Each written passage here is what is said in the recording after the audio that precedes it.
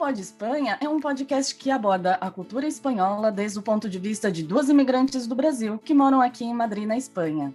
O nosso objetivo é levar fatos curiosos, interessantes e engraçados a partir da nossa vivência em outra cultura às pessoas, a você que tem interesse em saber mais como é a vida aqui na Espanha. E antes de finalizar cada episódio, a gente vai trazer uma dica para quem está aprendendo espanhol. Pode ser uma dica relacionada à gramática, vocabulário. Vamos trazer também uma polêmica relacionada à cultura espanhola e uma palavra que não tem uma tradução direta ao outro idioma. Oi, gente, eu sou a Cris Passino. E eu sou a Leurano. E este é o Pode Espanha. Pode ou não pode, Cris? Pode tudo, né? É só que não pode assunto baixo astral, né? Aí não. Assunto baixo astral aqui tá proibido. Então, o tema do episódio 14 é a maternidade na Espanha. Nossa convidada é a Juliane D'Amore. Oi, Juli, obrigada pela sua presença e por ter aceito o convite. Oi, Cris. Oi, Leia. Tudo bom? Oi, obrigada. No final da nossa conversa, a gente tem 3 quadros fixos, né? Por exemplo, a polêmica do dia. Lê, qual que é a sua polêmica do dia? O churros espanhol não tem canela. Ah, que pena. E você, Cris, qual que é a dica que você trouxe pra gente? A dica do dia é a palavra menudo. Lembra do menudo? Alguém aqui lembra do menudo? A Júlia acho que lembra. Eu não lembro, se reprima. claro. A Lê sim também, ok. E o intraduzível, Cris? O intraduzível é um ditado popular que a gente diz: a todo cerdo le llega a su San Martín. O que será isso, né?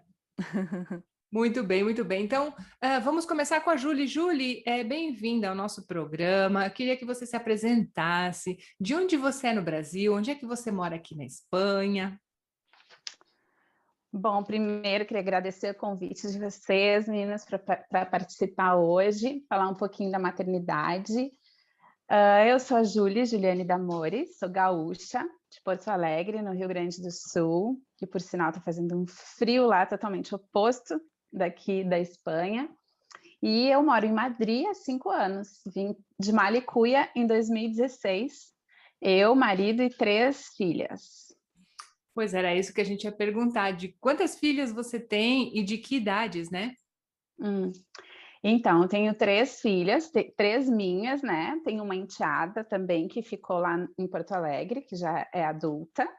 E tenho 3 meninas, uma de 18, nem acredito que eu já tenho uma filha de 18, mas enfim. Uma de 15 e uma pequena de 8 anos. E aí, quantos anos elas tinham quando vocês se mudaram aqui para a Espanha, Júlia? Então, a mais velha tinha 14, Uhum. a do meio 10 e a pequena 3 anos. A Maísa. Uau! Nosso foguetinho. Exatamente. Então, imagina, foi uma transição bastante importante, porque são idades importantes, né? São idades muito importantes e diferentes, né? De 10 foi não é a mesma coisa. Foi diferente para cada uma delas. Uma experiência de uma para outra totalmente oposta, de adaptação, de tudo. Então, vamos entrar nisso daqui. O que você mais sentiu diferença de criar, né, as meninas aqui e lá no Brasil? Bom, primeiro a liberdade, né, Cris? A gente pesou muito a nossa vinda para Madrid a questão da segurança, né? Que era uma coisa que a gente tinha muito medo de criar elas. Eu pensava muito assim: nossa, minha filha já está virando uma adolescente, daqui a pouco ela vai pedir para sair com os amigos, vai querer ir para festinha, não sei o quê, e como é que vai ser? Vou ter que levar, vou ficar a noite toda acordada, esperando voltar, com aquele medo de que aconteça alguma coisa. E eu não gostava muito dessa ideia, né? Então, a gente decidiu vir morar aqui. E é totalmente diferente, a experiência é totalmente diferente de segurança, de liberdade. A liberdade que elas têm aqui não tem comparação. E eu acho que isso foi o que mais pesou, sabe? E até hoje, assim, eu até brinco com elas, que eu tenho medo de deixar elas irem passar férias no Brasil, porque elas vão chegar lá e vão começar a andar com o celular no meio da rua, sabe como elas fazem aqui? E lá elas não podem fazer isso. Não tem, Então, é uma coisa que mudou muito na nossa vida. Júlia, me corrija se eu estiver errada, mas como você tinha comentado que a adaptação foi muito diferente de uma para outra, eu imagino que a menor foi a que se adaptou melhor. É isso mesmo? E a Então, mais velha foi teve mais dificuldade? não, foi o contrário, foi bem o contrário. A mais nova, ela veio para cá com 3 anos, né? Lá no Brasil eu trabalhava fora, mas eu trabalhava de madrugada. Então ela nunca tinha ido para a escolinha. Ela sempre ficou em casa. Eu chegava do trabalho tipo 10 horas, 11 horas da manhã. Meu marido ficava com ela até às 8 horas, saía para trabalhar, e a minha mãe ficava com ela nesse período. Então ela nunca tinha ido para a escola. Ela sempre ficou em casa. Então a primeira experiência dela com outras crianças, fora de casa e tal, foi aqui. Então, ela chegou aqui com 3 anos, ela só falava português. O primeiro ano foi bem difícil e eu não entendia por quê. Eu levava ela para a escola e ela não queria ficar. Eu nunca vou me esquecer do dia que eu cheguei na escola e ela chorava querendo ir embora e o concierge veio, arrancou ela do meu colo, chorando, e levou ela para dentro da escola. E a professora lá de dentro só disse assim: confia em mim. Ela saiu chorando para um lado e eu saí chorando para o outro. E no segundo ano, e assim foi melhorando, sabe? Tinha dias que ela queria ficar, tinha dias que ela chorava. Os dias que ela chorava, eu no fim não insistia muito para ela ir na escola. Eu deixava ela ficar em casa. E os dias que ela estava bem, eu levava. No segundo ano já foi completamente diferente. Ela pedia para ir para a escola. Foi aí que eu me dei conta que o problema dela, a barreira dela principal, acho que foi o idioma, porque ela não conseguia se comunicar com os professores e com os colegas. No momento que ela aprendeu a falar o espanhol, ela foi embora. Aí, hoje, agora esse ano, terminaram as aulas semana passada, ela acordou no dia seguinte chorando porque não tinha aula. Então, tipo, totalmente. Mãe, eu quero ir para a escola, mãe. E eu digo, não, a professora também merece férias, né? Então, ela já está totalmente adaptada. Então, acho que no caso dela foi o fato dela nunca ter ido para uma escola, sempre ter ficado em casa, e porque ela, tipo, pensa, uma criança de 3 anos, ela está com fome, ela não sabia dizer que ela estava com fome, ela não sabia dizer que ela queria ir no banheiro, ela não sabia nada disso. Isso deve ser aterrorizante, né, para uma criança pequena. E ela tinha muito medo também que eu não fosse buscar ela. Todos os dias eu tinha que dizer que eu tinha que ir, que eu ia buscar ela, que ela podia ficar tranquila que eu ia.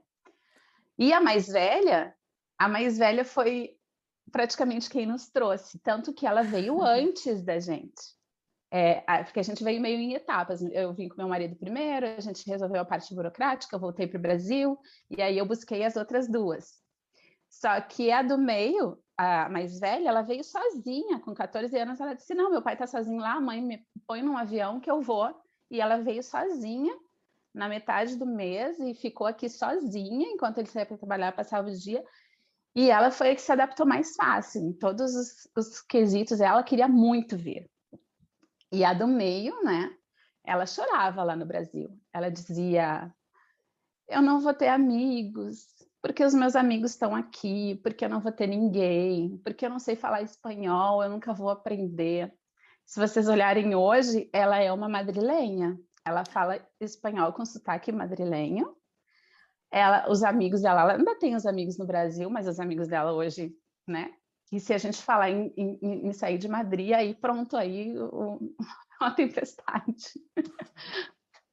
Então foi bem diferente a experiência para cada uma delas.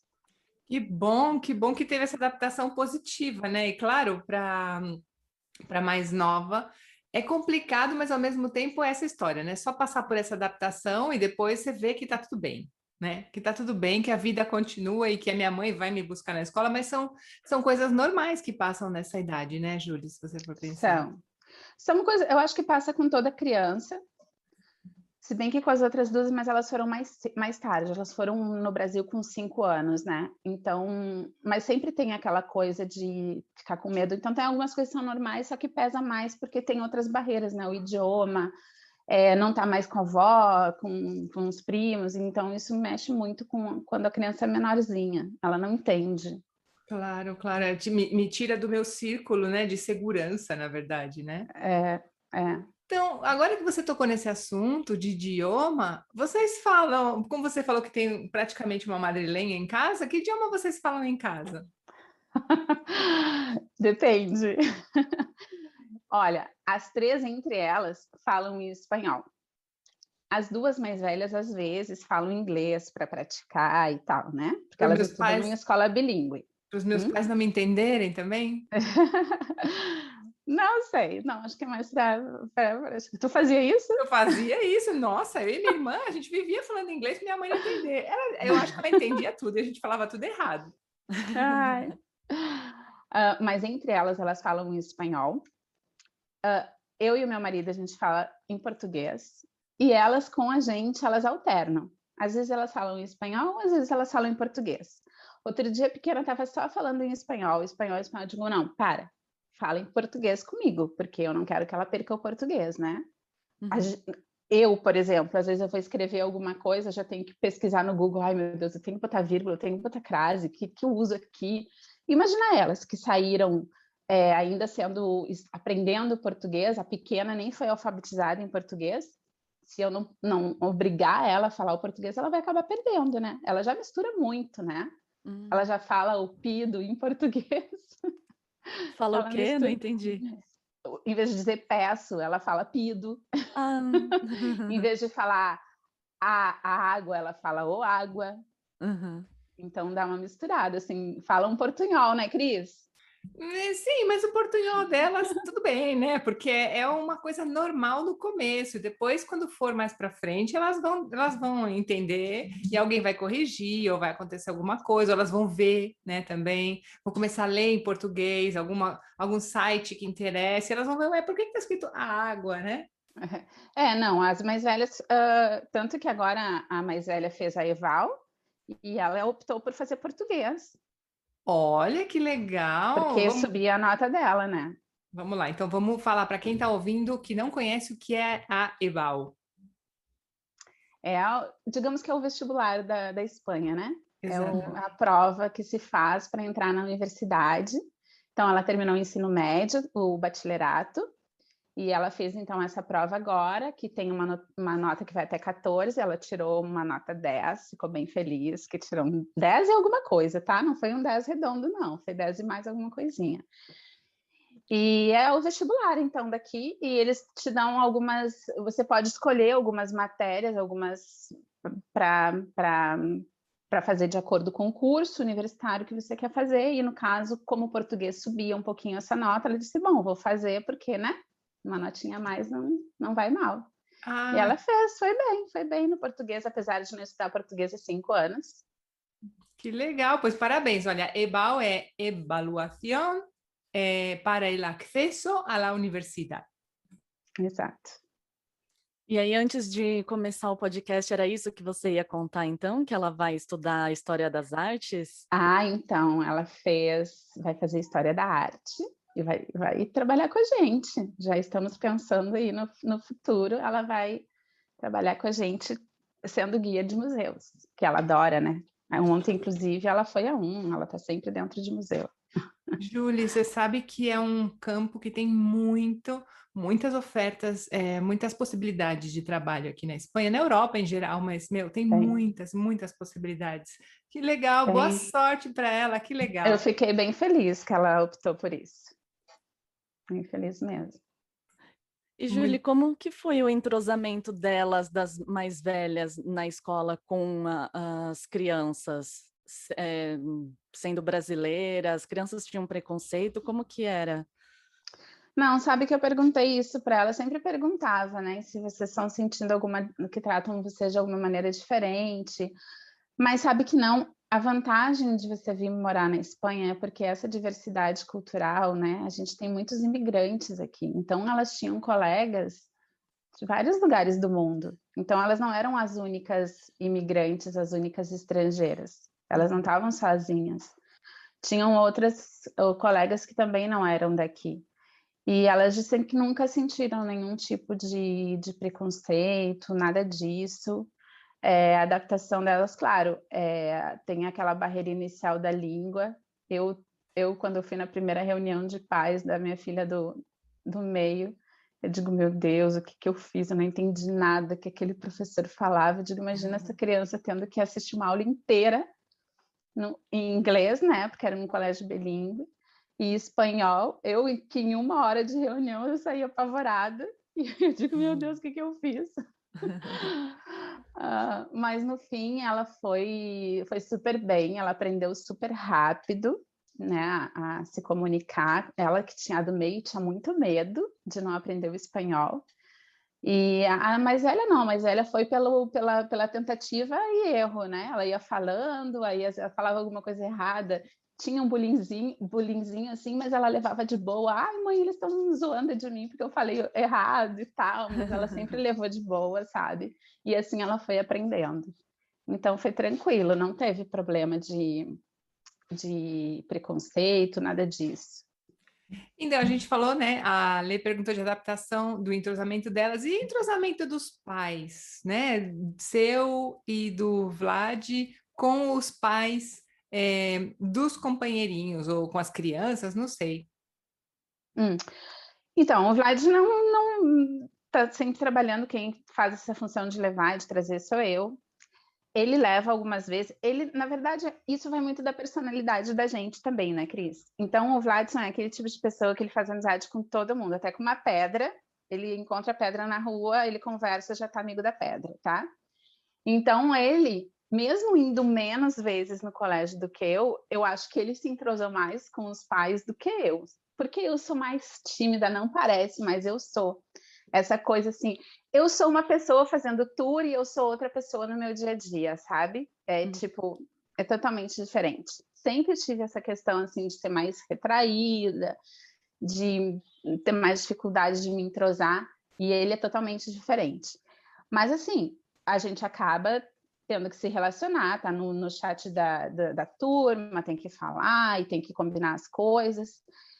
Foi tranquilo, assim. Muita gente me pergunta, mas os pais têm preconceito, né? Tu sentiu alguma coisa dos pais espanhóis e tal? E a mesma coisa, nunca senti nada, nunca senti, até porque também eu não era a única mãe estrangeira, né? Tinha de mexicana, tinha venezuelana, tinha de vários lugares ali. E acaba que a gente se relaciona, claro, eu não tenho a mesma relação que eu tinha com alguns pais. Também a gente não se relaciona com todos os pais, né? Tem um ou outro que é mais. Por exemplo, como eu tinha com os pais dos coleguinhas no Brasil. Tinha 2 ou 3 que eu me relacionava mais. Aqui também tem 2 ou 3 que eu me relaciono mais, que eu converso mais. Tem outros que eu só cumprimento e tal. Mas normal, tranquilo. Nada de diferente, ou que incomode, ou que me faça sentir mal, tal. Uhum, legal, legal. Agora, mudando um pouquinho de assunto, que coisas que tem aqui que não tem no Brasil, ou que coisas que tem lá no Brasil que não tem aqui, com relação à escola ou à vida das crianças, né? Sei lá, merenda, diferença de horário escolar, o transporte na escola, alguns aspectos desses assim que são diferentes ou não? Tudo diferente, tudo diferente. Primeiro, o horário, que no Brasil a gente tem o turno da manhã e o turno da tarde. Aqui a gente não tem o turno da manhã e o turno da tarde, a gente tem um único turno. Então, é diferente, por exemplo, para as crianças que estão no ensino médio, o horário é diferente das crianças que estão no primário. Então, do ensino médio é das 8h30 às 12h30 e do primário é das 9h às 4h. Mudou um pouquinho agora com a pandemia, mas... Que no Brasil, 8h30, a gente já está na segunda aula, né? Sim, elas entravam 7h30, eu acho, e saíam 11h30, meio-dia. Então, o horário já é a primeira coisa que é diferente. Elas, quando chegaram aqui, como assim? A gente vai entrar às 9h na escola? Não vamos mais entrar às 7h30? E para quem mora no Rio Grande do Sul, no inverno, ir para a escola às 7h30 da manhã, dá pena de tirar a criança da cama com o frio que faz lá. E aqui também é uma outra diferença. A gente não sente tanto frio, porque a casa tem calefação, a escola tem calefação. Então, eles só sentem o frio naquele deslocamento entre o colégio entre a casa e o colégio. No Brasil já é totalmente diferente. A gente não está preparado para o frio que faz lá. No Rio Grande do Sul, estou falando, né? Diferente para quem mora no Nordeste, no Norte e Sudeste. Então, o horário já é uma coisa bem diferente. O que mais? O transporte. lá a gente tinha que levar e tinha que buscar, né? Não tinha outra opção. Claro, os maiores até pegam um ônibus e tudo, e a gente não morava longe da escola. Não, a gente morava perto, não era nem 2 quilômetros a escola delas de casa, mas era sempre assim. A gente tinha que levar, aí depois buscava, né? Principalmente pela questão da segurança. E aqui elas já começaram, claro, obviamente que a pequena tem que levar e tem que buscar, né? Que ela não vai sozinha ainda, mas as maiores, sim. As maiores vão e voltam sozinha da escola, elas têm muito mais liberdade. O controle na escola também é diferente. Na primária e nos 2 primeiros anos da secundária aqui, tudo que acontece, eles te mandam SMS. Ela não veio hoje. Chega, tipo, como eles vão sozinhos para a escola, se a criança faltou, eles já te mandam SMS. Fulaninha faltou na primeira aula. Foi como assim? Ela saiu de casa, faltou por quê? Não pode sair sem o pai autorizar, não pode fazer nada disso. Tem um controle super rigoroso aqui, até para os maiores, sabe? Que no Brasil tem, claro, a escola, a gente tem que autorizar também a sair mais cedo, tudo, mas, por exemplo, eu não recebia nunca aviso por SMS se a minha filha faltava aula. Desligou seu microfone. Voltou? Agora sim. Era uma chamada. Você parou que cortou justo quando eu não recebi a mensagem quando minha filha faltava aula. Se você quiser repetir, Julie. Então, eu nunca recebi SMS do colégio avisando, ela faltou aula, né? Ela não chegou na escola. Tá, ok, eu levar. Ixi, cortou de novo. A mulher está muito requisitada. Não, meu telefone nunca toca, é porque hoje resolveu tocar. Sinal de sorte. Deve ser urgente. Deve ser urgente, porque, né? Ok. Depois eu chamo. Então é isso. Essa é uma diferença. Outra diferença. Lá no Brasil eles tinham só um intervalo, né? O recreio, né? Aqui eles almoçam na escola, os menores, né? Na primária eles almoçam na escola. Tem essa opção, claro, não é obrigatório. A gente pode optar por ir no colégio, levar a criança para casa e depois trazer de volta. Mas como a gente não mora perto, a gente sempre optou por elas almoçarem lá. Então elas têm um almoço todo certinho. Não é gratuito, né? A gente paga, né? Pelo comedor que chama. Mas é uma coisa que no Brasil a gente não tinha, até porque tinha 2 turnos, né? Manhã e tarde. A criança ia para casa almoçar e já não voltava. Aqui não, a criança fica almoça e depois continua a aula. E, Júlia, é escola pública, concertada ou privada? Elas estão na pública. Na pública. Tá. E aí o que tem que pagar é só realmente o do comedor ou tem que pagar alguma coisa extra? Não, então a gente paga o comedor. Uhum. E o que acontece? Já desde o primeiro ano, das maiores eu comprava material, elas compravam material escolar. Não tem lista de material escolar. Eu lembro que no Brasil eu recebi uma lista gigantesca de material escolar que a gente até se assustava com o que tinha que comprar. Aqui não tem lista, eles dão aquelas coisas básicas, caderno, lápis, borracha, um pacote de folha de ofício. Os livros, eles recebem os livros, né?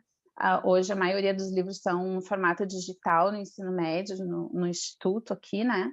Uhum. A pequena, sim, ela recebe os livros de papel, mas também é a escola que dá, a gente não compra. Pelo menos na escola que elas vão, não compram. Não sei se alguma outra escola é diferente.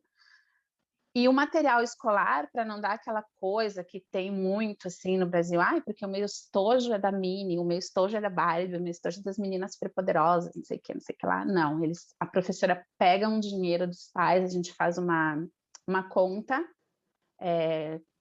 da turma, e cada um coloca lá um dinheiro, 20 euros, por exemplo, 20, 30 euros por ano, e aí junta isso e a professora compra todo o material escolar deles, e compra o estojinho, como eles têm a classe, a mesinha deles, né? O ano todo é a mesma mesa, a mesma classe. Eles já têm o materialzinho deles ali, fica ali o ano todo, não precisa trazer para casa, o que eles têm em casa para fazer o tema é o que a gente compra, e a professora que compra tudo, a professora faz a compra do material escolar. Então, eu nem recebo lista, nem nada, eu nem sei o que ela tem de material, porque é a professora que toma conta disso. Nossa, uma dor de cabeça a menos, então. Não tenho nada, só aquela coisa que de criança mesmo, que ela quer ter uma caneta diferente e tal, mas aí ela usa em casa, né? Nem leva para a escola. Sim, mas é mais prático, né? Se você for pensar. E eles têm tudo igual, é igual para todo mundo, sabe? Não tem diferença, porque às vezes a gente acontece muito assim, o coleguinha, claro, a mochila é assim, né? A mochila, cada um tem a sua mochilinha para levar suas coisas, então um tem uma mochila mais top do que a outra, mas igual aconteceu no Brasil, ai, meu colega tem aquele caderno que custou R$ 50, o meu caderno custa 10, não sei o que. Não, todos eles têm o mesmo material que custou a mesma coisa, igualzinho. E, Julie, no ano passado, quando a gente começou essa loucura da pandemia, né? E como é que foi o isolamento social em casa?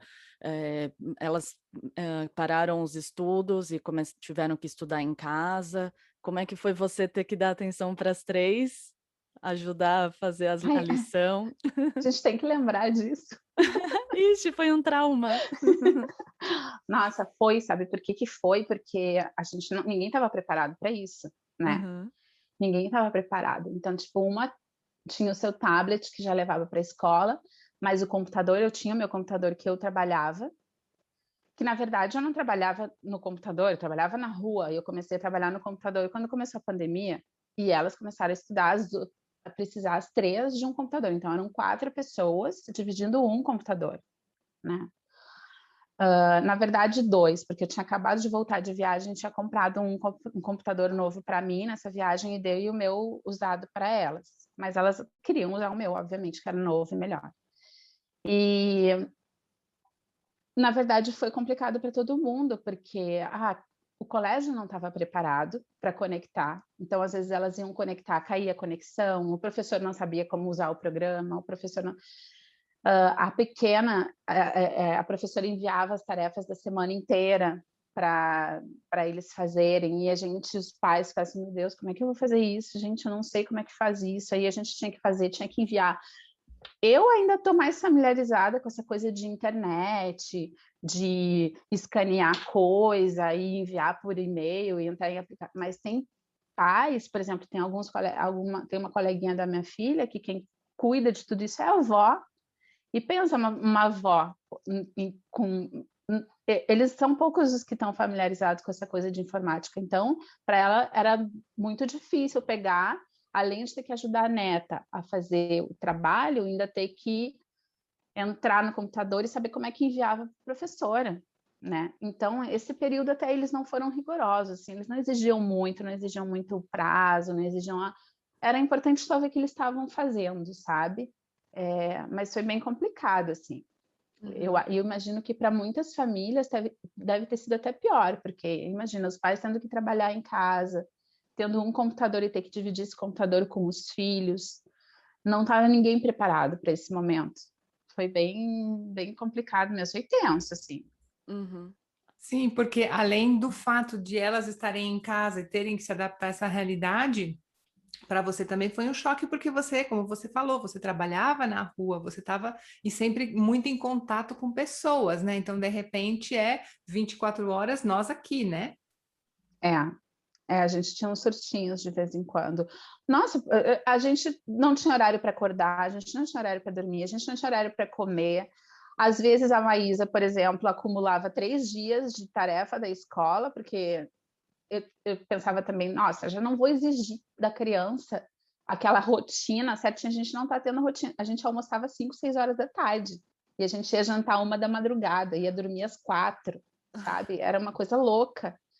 Então, eu relaxei mesmo, eu relaxei. Eu não vou botar regra nenhuma, não, acho que a gente já está vivendo uma loucura muito grande, né? Todo mundo trancado dentro de casa, sem poder sair, sem poder fazer nada. Se a gente colocar um monte de regra dentro de casa, a gente enlouquece. Então, tipo, quer entrar hoje na aula e fazer a aula, entra. Quer fazer amanhã, tudo bem, só tem que saber que na segunda-feira tem que estar, o prazo que a professora deu tem que estar tudo certinho. Não quer fazer tudo num dia só? Faz, mas faz. Vai ter as consequências, né? A gente sabe, né? As consequências de fazer todas as tarefas num dia só. Ai, meu Deus. Mudando um pouquinho de assunto, vamos falar de flores, as festas de aniversário, porque com 3 filhos tem 3 aniversários diferentes, né? Então, como funciona? Faz festa na escola, tem festa em casa, tem festa no parque com as bexigas penduradas. Como funciona para você? Sabe que isso é muito legal, né? Porque os aniversários aqui são muito mais light, né? Muito mais baratos também. A gente, no Brasil, tem aquela coisa, ai, festão, tem gente que gasta uma fortuna com festa. Isso não existe aqui. Buffet não tem aqui. Não tem nem casa de festas como a gente vê no Brasil. Não existe. Olha, eu fui numa casa de festa, que não dava nem para chamar casa de festa, no aniversário de um coleguinha da pequena, que tinha um brinquedão daqueles de bola e que eles sobem e fazem tipo um circuito, e uma mesa onde a gente botava comida, a bebida, e era isso, o buffet dos pais que faziam. E o buffet é bem diferente, né? Festa de criança a gente está acostumado com bolo, com brigadeiro. Não, aniversário na Espanha é Ramon, é queijo. Essas coisas, assim, tem bolo, gente, tem bolo, mas não é aquelas coisas, assim, que a gente está acostumada. E um aniversário no parque, se a criança faz aniversário no verão e tá calorzinho, vai fazer um piquenique. Domingo passado a gente estava num aniversário assim, que foi um piquenique no parque, e eles amam. Os 15 anos da minha filha foi a maior frustração da minha vida, né? A gente não faz muito, elas não são muito de festa, elas não queriam festa de 15 anos. Eu sempre dou viagem, né? Então a gente sempre comemora com viagem. Eu acho que é muito mais, é um enriquecedor do que uma festa, mas a gente comemora de alguma forma. E eu tinha planejado fazer uma festinha, um piquenique arrumadinho no parque com ela, só que coincidiu do mês do aniversário dela, eu ter sido chamada para um trabalho temporário. E era justamente o mês inteiro, então eu não pude organizar. Eu digo, quando eu terminar o trabalho, eu faço uma festinha para ela. Vai ser um mês depois, mas eu faço. Não, os amigos dela já tinham feito, já chamaram ela no aniversário, levaram ela para a praça, eles arrumaram lá umas comidinhas, umas coisas, e aí eu já tinha comprado tudo para fazer decoradinho no parque, com balão, com tudo bonitinho, né? Eles disseram, mas a gente já comemorou o aniversário dela, para que a gente vai comemorar 2 vezes? Não teve festa, entendeu? Porque para eles aquilo já era, e eu fiz a festa nos 16 anos, eu guardei tudo e fiz nos 16. Gente, que ótimo. Mas é tão mais relax, como você falou, é light. A galera faz as coisas mais... Não tem aquela cobrança. Exato. Mais E improvisado. qualquer coisa que tu faça, eles estão felizes, sabe? Tu leva eles pro parque, convida meia dúzia de amigos e coloca ali um refrigerante, um salgadinho, pode ter salgadinho de supermercado, uma tortilha e pronto. Para eles isso tá ótimo. Mas, Júlia, se você for pensar, a vida é isso mesmo, né? Comemorar com as pessoas queridas e tá na simplicidade, né? Porque eu acho que é aí que tá a essência da coisa, né? E é muito mais divertido, porque a gente vê, por exemplo, eu fazia festa para elas no salão, né? Claro, não gastava o que hoje se gasta, não fazia festas exorbitantes, mas fazia. A criança acaba ficando cansada, irritada. Ela se diverte, mas é diferente o divertimento que eles têm aqui com essa festa simples. E para a gente também, Cris. Eu fiz a festa, esses 16 anos que eu fiz da minha filha, no caminho do parque, eu passei no supermercado e comprei as comidas, a bebida, e eu não gastei 100 euros. Eu digo, eu tô fazendo uma festa e eu não gastei 100 euros na festa. Sabe? Eu fiquei assim chocada, gente. Tinha uns 15 amiguinhos e eles se divertiram. Eu digo, foi a festa mais barata que eu fiz na vida. E da pequena, a gente costumava fazer festa trimestral com todos os coleguinhas. Na turma não se faz festa, na sala de aula não se faz festa, né? Não se tem o hábito de fazer festa. Então a gente juntava os aniversariantes do trimestre e combinava o que a gente fazia. Aí ia para o Burger King, cada pai ia lá, pagava. Teve e eles têm a UTIA, né? Então, a Ucha é o presente das crianças. Depois a gente rachava entre o número de aniversariantes, a Ucha é o cofre, né? Que cada convidado vai lá e bota. Então, o combinado era sempre 5 euros. Não, era o mínimo e o máximo, 5 euros por criança. E aí, no final, a gente dividia e a gente não pagava praticamente a festa. E depois eu ia e comprava, levava ela numa loja de brinquedos e dizia, ó, escolhe aqui, o presente dos seus coleguinhas é esse aqui. Aí ela lá escolhia o presente e era isso que ela tinha ganho de aniversário. E então a gente ia no Burger King, a gente não tinha trabalho nenhum, e a gente praticamente saía de graça a festa por causa da Ucha, né, do dinheiro da Ucha. E o presente depois eles iam lá e escolhiam e ficava em nome da turma. Que legal! Maravilha! Muito Maravilha! prático. Muito. E, Júlia, ainda nesse tema de festas, né, mais voltada para as férias, você que gosta de viajar e tal, o que que vocês fazem nas férias? Vocês gostam de viajar aqui pela Espanha de carro? Vocês vão para fazem uma Eurotour? O que que vocês fazem? Então, nas férias a gente gosta de alugar um carro. Alugar um carro porque a gente não tem carro aqui em Madrid a gente não precisa de carro, a gente anda de metrô para todos os lugares, então quando a gente precisa fazer alguma coisa, a gente aluga um carro. E aí a gente sai. E a gente é muito assim, eu planejo viagem para os outros. Eu faço planejamento de viagem para as outras pessoas. Para mim, eu não faço. Então, o ano passado, por exemplo, não, um ano retrasado, a gente resolveu fazer uma road trip pela Andaluzia. E eu tinha hotel, hospedagem para os 3 primeiros dias. Os outros dias, a gente saía da cidade, eu e meu marido ia dirigindo e eu ia no celular procurando hospedagem. E assim a gente escolhia a cidade que a gente ia ficar. Onde eu achava hospedagem, a gente parava e ficava. E assim a gente fez, tipo, 2 semanas de road trip. É o meu planejamento instantâneo de viagem. Casa de Ferreiro Espeto de Pau, conhece? É bem assim.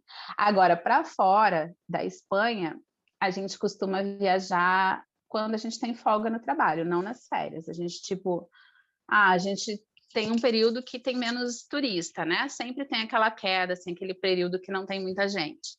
Aí a gente separa 3, 4 dias, ou eu vou sozinha, como para a Bélgica, eu já fui 2 vezes. Uma vez eu fui com a mais velha, fiquei 6 dias. Aí no ano seguinte eu fui com a do meio, fiquei mais 6 dias. Aí o marido fica trabalhando, fica cuidando da pequena. E assim a gente vai fazendo as viagens. A gente foi para a França todos juntos, mas aí foram poucos dias, sempre nos intervalos de trabalho. Agora, férias. Nossas férias também a gente não tira um mês de férias, né? A gente, quando dá uma baixada no movimento, a gente pega e vai. Sem muito planejamento, porque não dá para planejar também. Claro, porque não é a mesma coisa eu ter férias, porque eu tenho que ter férias obrigatoriamente em julho e agosto. É obrigatório, porque ninguém quer aula nessa época. É, Mas no seu caso é justo o contrário. As pessoas estão se divertindo na época das férias e é quando você mais trabalha, imagino, não? então, a gente costuma sair em agosto, porque julho é onde a gente tem mais clientes. E aí, agosto dá uma paradinha, porque voltam as aulas lá no Brasil, então já não tem tanta demanda de trabalho aqui. Aí a gente consegue tirar uma semana e meia. Em março também a gente consegue tirar, porque sempre quando volta as aulas no Brasil dá uma baixada aqui. Aí é quando a gente consegue fazer alguma viagem. Mas março a gente acaba não fazendo muita coisa, porque ainda está muito frio por aqui, e acaba descansando em casa, ou faz viagens curtas no final de semana, né? Esse tipo de coisa. Mas um mês de férias eu não faz 5 anos que eu não tenho. Uf, vem comigo que eu falo, gente. Pandemia não conta, né, gente? Pandemia não Não, conta como férias, né? pandemia não conta, pandemia não conta. E Porque olha, se contar, eu tô 1 ano e meio. é claro, claro.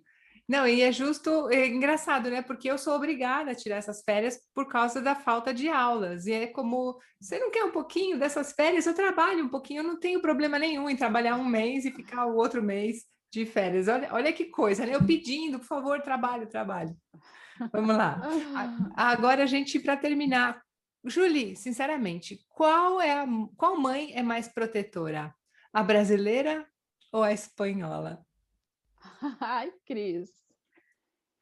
Eu acho que é brasileira. Eu acho que a mãe brasileira é mais protetora. A mãe brasileira é mais mãezona, sabe? É aquela mãe, assim, Se bem que eu acho que isso também tem muito a ver com o momento da vida da mulher, dela ser mais protetora ou não. Eu acho que uma mãe mais jovem, ela tem tendência a ser menos protetora, ela é mais segura. Aquela mulher que espera mais tempo para ter filho, que vai ter filho depois dos 35 anos, eu acho que ela tem tendência a ser mais protetora. Então, eu acho que isso tem muito a ver com o momento da vida, sabe? Eu não sou tão protetora. Para ter uma ideia, como eu não sou protetora, minha filha está sozinha há 6 dias em Barcelona, Opa! tá? Não sou. Ela disse, mãe, posso ir com uma amiga? Tem lugar para ficar? Tenho. Então, vai. Então, eu não sou protetora nesse sentido de dizer, ai, não, imagina minha filha sozinha em Barcelona, o que ela vai fazer? Ou pode acontecer alguma coisa ruim para ela, ou ela pode, né, sei lá. E nem fica ligando para ela? Não fico ligando. Eu mando mensagem. Hoje nem mandei mensagem para ela ainda, nada. Uhum. E de noite eu pergunto, ai, como é que foi o dia, não sei o quê. De vez em quando eu digo, oi, o que tá fazendo? Fico olhando no Instagram para ver se ela posta alguma coisa.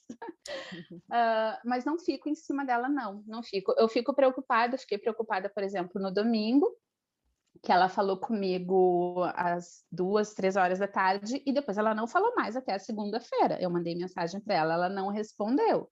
Mandei mensagem para a amiga que estava com ela, também não respondeu. Aí eu já fiquei meio assim, o que está acontecendo? Mas eu não entrei em pânico. Eu não digo, ai meu Deus, aconteceu uma desgraça. Não, o que eu pensei? Mãe sempre pensa o pior, né? Eu já vou avisar para vocês que mãe sempre pensa o pior. A mãe pode pensar, ah não, ela dormiu. Mas a mãe sempre vai pensar, não, ela foi sequestrada, foi raptada, foi atropelada. A mãe sempre vai pensar o pior. Mas eu tô tentando me policiar para não pensar. Então eu pensei, não, ela caminhou o dia inteiro, tá cansada, dormiu, pronto. E foi o que tinha acontecido. Ela chegou em casa, estava cansada, dormiu e não respondeu a mensagem, sabe? Mas mãe sempre tem a tendência a pensar no pior. Pai não é assim, mas mãe é. E aí no outro dia de manhã ela respondeu e tal. E tudo bem, tá lá, tá tranquila, tá aproveitando, vendo os amigos, porque ela tem muitos amigos da igreja. A gente frequenta uma igreja aqui que também tem lá, então ela tem muitos amigos lá e tá matando saudade e aproveitando as férias. Sim, Agora ela é adulta, né? sim, Vai e para a também tem... universidade. Ai, desculpa, Júlia, te interrompi. Não vai para a universidade, agora é adulta. Claro, claro, meu Deus. Não, mas o interessante também é que ela não se sente na obrigação de ter que escrever para a mãe dela, porque você se sente segura e ela também está tranquila, né? Então tem uma relação de confiança, isso é muito importante. Os pais e as mães que estão ouvindo esse podcast, né? Que na verdade o trabalho que você faz em casa é muito importante, a educação, né? Então, eu tenho uma amiga que me perguntou, mas tu vai deixar ela ir? E aí eu digo, bom, eu tenho que confiar na educação que eu dei para ela, né? Se eu não confiar na educação que eu dei para ela, quem vai confiar? Uhum. Então, vou deixar ela aí. É isso aí, é isso aí. Antes de ir para os quadros, a gente vai pedir para a Julie. Julie, comenta um pouquinho o que você faz, onde que a gente te encontra aqui na Espanha, para todas as pessoas que estão ouvindo o podcast e também vendo no YouTube, como que eles te encontram por aqui? Bom, eu vim para Madrid, trabalhava com turismo lá em Porto Alegre, trabalhava numa empresa aérea, tentei voltar aqui, não deu certo, e aí surgiu o trabalho de guia na minha vida. Eu comecei despretensiosamente, mas deu muito certo. E hoje eu, meu marido e agora minha filha vai começar a trabalhar com a gente, né, fazendo turismo museu. A gente trabalha como guia de turismo em Madrid e arredores. A gente trabalha com brasileiros ou turistas de língua portuguesa, né, Cris? Só falar português a gente está de braços abertos. Então, trabalho como guia em Madrid. Eu tenho um curso de especialista em turismo pela Comunidade de Madrid, né? A gente atende Madrid, Toledo, Segóvia, todas essas cidades no entorno. Eu faço também o planejamento de viagem para toda a Espanha, roteiro completo, para que aquela pessoa que está vindo de férias não tenha que se preocupar com nada. O pessoal pode conhecer o nosso trabalho pelo Instagram, que é o Espanha para Você, ou pelo site, que é o www.espanhapravocê.com. E lá no Instagram, todos os dias, eu estou dando algumas dicas da cidade, algumas dicas da Espanha, mostrando como é o nosso dia a dia aqui, que as pessoas também gostam muito de saber. E eu convido, então, quem vier para Madrid, a gente está esperando vocês aí quando as fronteiras abrirem, né? Por enquanto ainda não dá, mas brasileiros que moram por aqui, a gente está recebendo. Exato, não, em breve com certeza a gente já vai poder se reunir de novo, mas vamos esperar essa maluquice passar. Muito bem. Vamos viajar com segurança, é o Exatamente. principal. Exatamente, muito bem. Obrigada. De qualquer forma, você está convidada para ficar nos quadros, que agora a gente vai para os quadros do dia. Então, o primeiro quadro é a polêmica, e a polêmica é o que a Lê traz para a gente, que ela diz, gente, o churro espanhol não tem canela. Lê. Então, eu trouxe essa polêmica porque lá no Brasil, os churros, né? Ele tem canela e açúcar em volta e um recheio normalmente de doce de leite ou de brigadeiro. E eu imagino, Julie, que quando os brasileiros chegam aqui e comem os churros espanhol, acham um pouco estranho ou não? Então, essa é uma das nossas paradas obrigatórias no tour, né? Eu sempre brinco com eles, vocês não... A única desculpa aqui é ser diabético, senão a gente vai parar e a gente vai provar os churros, é diferente. Assim, muitos não conhecem, né? Muitos estranham bastante, acham bem diferente, mas alguns já estão acostumados, porque em alguns lugares já está já existe o mesmo churros aqui. Quem está mais acostumado a viajar já está mais familiarizado. Agora estranha bastante, olha que essa canela, o açúcar em volta e a canela fazem falta. E o doce de leite, olha, particularmente o nosso churro. Sempre aquela pergunta, né, Lê, qual que é melhor, o churros da Espanha ou o churros brasileiro? Eu gosto muito dos churros do Brasil com doce de leite. Com aquele doce de leite assim saindo, é muito bom aquilo, gente. Eu também. Eu acho engraçado que no Brasil eles colocam muitos produtos sabor churros, que na verdade é só sabor canela. E se um espanhol compra um produto assim, né, sabor churros, vai achar estranho, mas por que tem gosto de canela? Muito bem, muito bem. Agora a gente vai para a dica do dia. Eu trouxe uma dica do dia que é a palavra menudo. Bom, como eu falei no começo, lembra do menudo, aquele grupo? Pois é, eu era das crianças que ficava dançando menudo na garagem com as amiguinhas e tudo mais, mas não tem nada a ver com eles. Apesar de que a palavra menudo tem dois significados, significa miúdo, né? Que é justamente pequeno, e também menudo significa uma coisa grande, significa uma baita coisa. Por exemplo, você pode ver que uma pessoa é de estatura pequena, você diz es muy menuda, es una niña menudita, es un niño menudo. E ao contrário, eu posso dizer menudo sol hace allá afuera. Não é que é um solzinho, é um solzão, é um baita sol. Então, existem os dois sentidos justamente opostos, né? Menudo para pequeno ou miúdo e menudo baita, quando você quer dar um exagero à coisa. E normalmente esse menudo vem com uma palavra que você quer dar muita ênfase, né? Menuda cara tiene esta persona, ou seja, que cara de pau, menuda cara, menudo sol, menuda lluvia. E o intraduzível de hoje é assim: a todo cerdo llega su San Martín.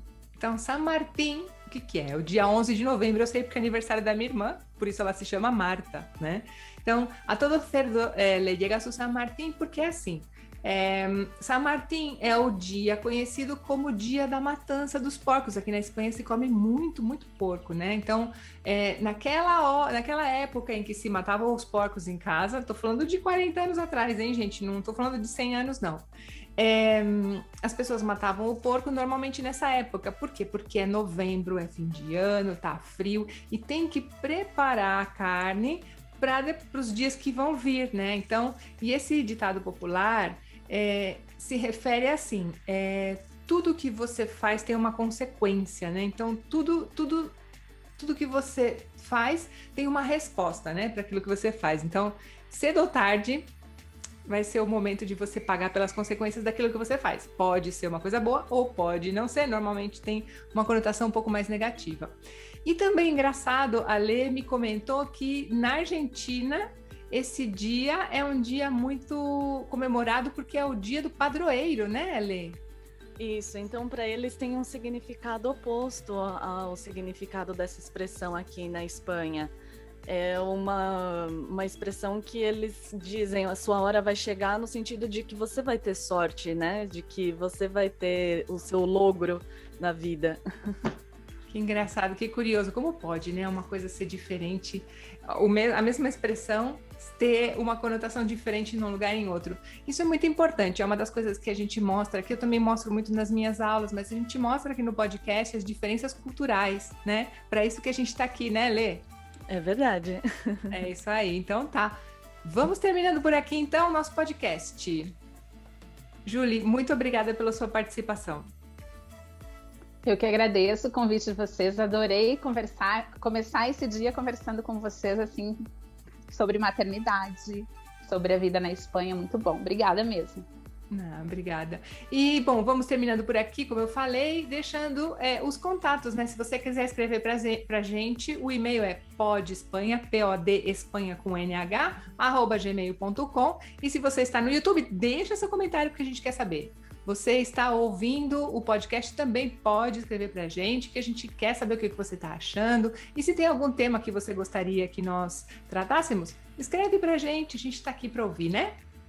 Sim, a gente está no Instagram também, Pode Espanha, com NH também, se vocês quiserem deixar um comentário ou até mesmo uma sugestão de outra tradução para a expressão que a gente trouxe hoje.